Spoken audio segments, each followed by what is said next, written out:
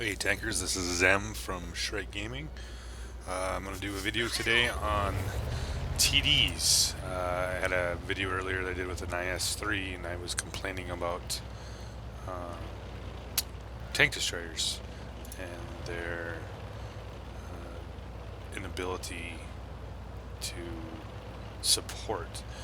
As a tank destroyer, obviously, you have typically the bigger gun in the game. You have usually the largest alpha and reload, and it is important to keep that gun in play as much as you can. On this map, Proc, which is a great TD map, typically a lot of TDs, for you guys have all played before, they typically go down to the A1-2 line from this side, and they camp there.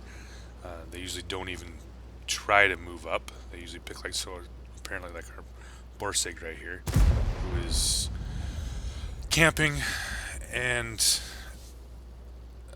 he is sitting in a bush, not keeping his gun in play, to the point where he's so far out of draw range that even if he did get something light, say for like the T-37, he wouldn't have a shot on it.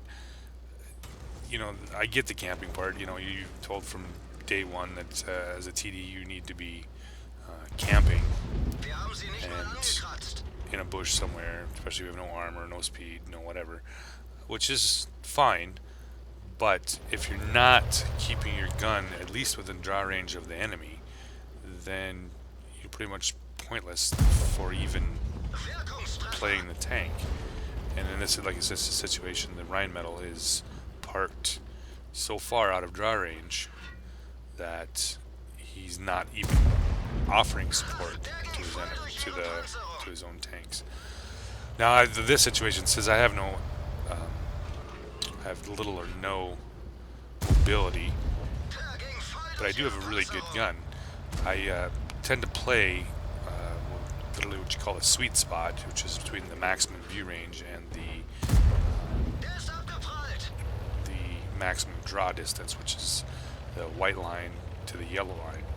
In this situation, being up on this hill like that I am, or on top of the railroad track here, allows me to cover most of the center and also support hill. But my team has allowed these guys to move into view range of me, and hence why I'm getting shot to shit. This is a very aggressive enemy team. They've pushed all the way up into the E line and are just sitting there kind of spotting everything they can. This has a lot to do with the fact too is that if you've noticed where our two light tanks are sitting, they're just sniping and they're not really doing anything to keep lights on the enemy tanks and keeping them off that hill. And in doing so, they're not fulfilling their role in the game. And now we have literally no lights on the center of the map. So, like, and simply on these kind of games, this map in particular, is all about view range, all about vision. And when you lose vision on your enemy tanks, such as we have right now, it makes this map very difficult to win. So sitting in your Type 64, your SP1C, and you're hanging out here in the back of a bush next to the TD, who has binocs on, mind you, whose view range is already as far as theirs are, as far as the light tanks are. You're really not doing your team a whole lot of good. But it is puppies. It is what it is. Like I said, in this situation, I'm trying to abuse the draw range and try to keep tanks in that little sweet spot between the draw range and in between the view range. And obviously we've already have a Waffentrager well within my sight, and it's getting kind of a little hot in here for me. it's going to be relatively easy for them to spot.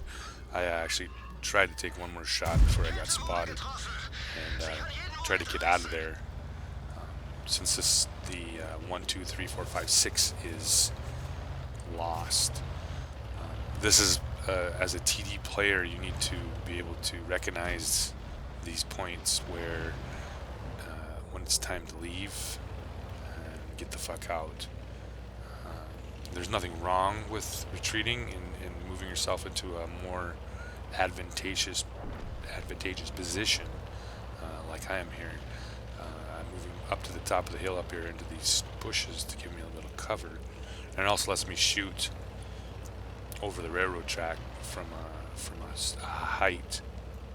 On the Ferdinand and the Scorpion G. Ferdinand, there's another position right there. He's been sitting on the A line most of the game, trying to support hill. Well, the problem with that is that none of their tanks poked hill, and he had very limited shots on the 6 line. So essentially taking his gun out of play for most of the game, which isn't a good thing. And after shooting this shot, I actually kind of wondered what happened in my round. If you noticed, I was direct center of the tank, and it just seemed to have vanished. But like I said, moving around with your TD to get yourself into a better position is a definite plus. I mean, don't literally camp. I mean, what you're doing is you're allowing these guys to get within your sight range and the ability to spot you. And with no armor, this is a perfect example of getting literally shit on by any tank that you get spotted by.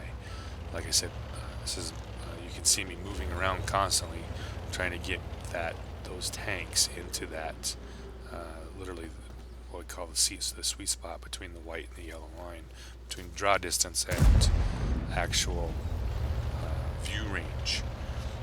Now the game is kind of delved down into us on one side of the tracks, them on the other side of the tracks, and at this point I actually noticed that our two Wheezy 111 and Oho had moved all the way down to a point where we couldn't cover them. And this is kind of comes into the whole support role of being a TD. You should be supporting your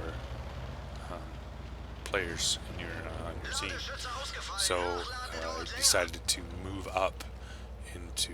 I think at this point I was actually thinking about going hill, but the problem with hill, there's very little cover. And if you do get spotted, it's not much of a shot from the center line and literally getting wrecked. So I decided to move into town where there actually is plenty of cover, not just bushes, but buildings to hide behind. And as you noticed, I've tried to keep the Wheezies and the Ohos within my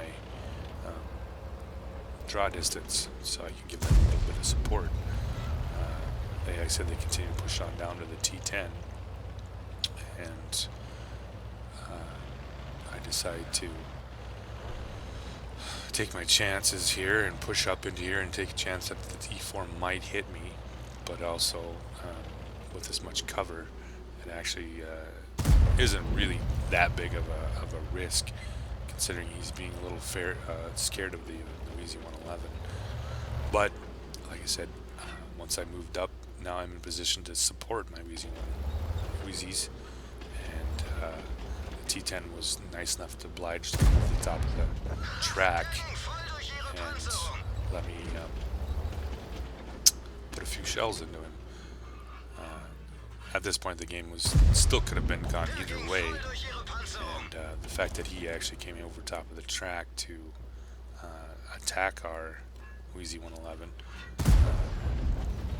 is questionable in itself, because he had, once you go over the track, you have no support from your teammates, and that's kind of a big no-no. But like I said, now that I've moved into a position where I can support not just the Wheezy, but also the Scorpion and the Ferdinand, gives me some chances to put up some damage here. After that shot, obviously, I've got spotted. But like I said, if you're a TD and you're not keeping your gun in play, you're not helping your team, and it decreases your chance of winning. And if you're not going to be mobile, if you're not going to try to be part of the battle, then you're not going to win a whole lot of games in TDs. You're not going to put up a lot of damage. And TDs are, obviously one of the best tanks in the game for putting up damage just because of their guns. And in this situation, I do have a little bit of HP to burn, and I decided that to let my heavies take a few shots and see if they can bait him into shooting. It's obviously that KV4 really, really wants to shoot me, but he decides that he's going to take a couple shots at my heavies. And that it'd be for the game. Well, thank you for watching, and I hope to be putting up some more videos here shortly.